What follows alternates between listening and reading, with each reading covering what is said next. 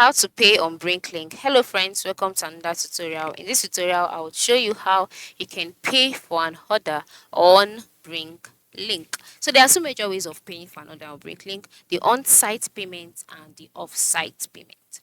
So for the on-site payment, you'd have to log in into your BrickLink account first of all, and then once you're logged in, you'll be asked to select a product that you would want to buy.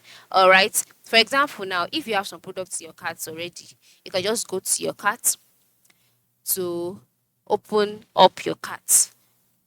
So let's go there. Just click on your cart. And then once you click on your cart, you'll see all of your products here. Just go ahead, select the products that you would like to buy.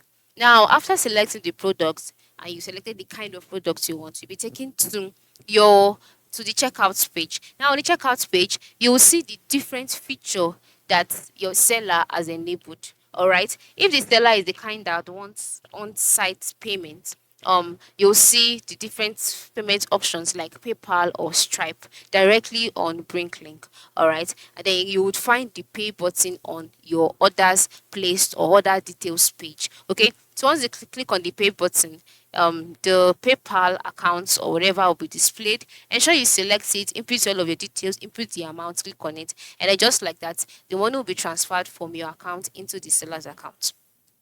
It is that simple. Then for off-site payments, some sellers prefer off-site payment method, which you can select at the checkout.